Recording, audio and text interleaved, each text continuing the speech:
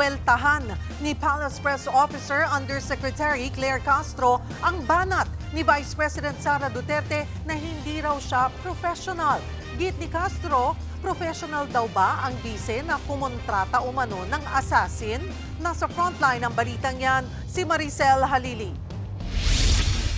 Sino ang professional at sinong hindi? Sabi ni Vice President Sara Duterte, hindi professional si Yuse Claire Castro. The fact na spokesperson ka at merong seal ng Office of the President dyan, dapat maging professional ka sa mga sinasabi mo. Yan ang sagot ng bise nang tanungin siya tungkol sa sinabi ni Castro na baseless, useless at nonsense ang naunang komento ni VP Sara na tuta ni Pangulong Bongbong Marcos ang International Criminal Court o ICC. Bagamat walang anumang ebidensyang inilatag ang bise sa kanyang paratang, ilang oras matapos ang pahayag ni VP Sara, sinagot ni Castro sa live stream sa kanyang personal YouTube channel ang issue tungkol sa pagiging professional. Ikaw na yung professional.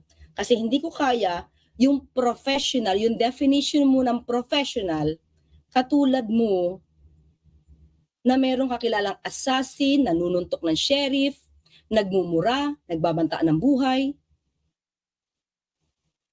Diba? Iba yung definition ni VP Sara ng pagiging professional. Kung usapang professional lang naman. Professional naman daw talaga ang bise, pero hindi raw sa kanyang trabaho. Uy! Balik Pilipinas na!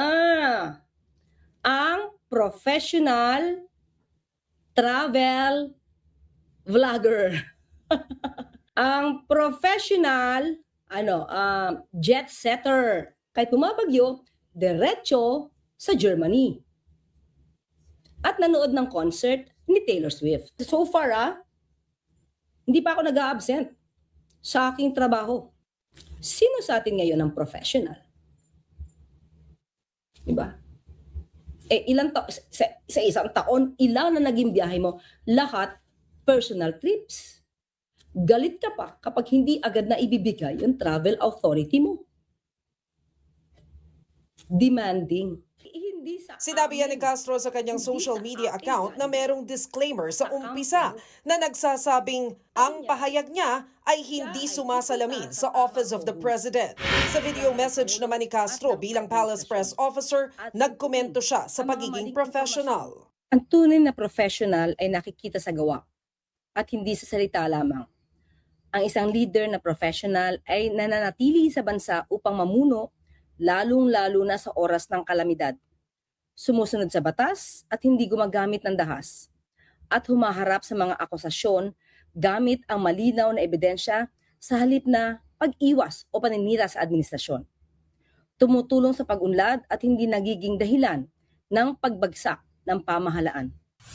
Wala pang komento si VP Sara sa mga buwelta ni Yuse Castro. Nagbabalita mula sa Frontline, Maricel Halili, News 5. Mga kapatid, Cheryl Cosing po. Maging maalam at may pakialam sa mga napapanahong issue at headlines. Mag-follow at mag-subscribe na sa social media pages ng News 5.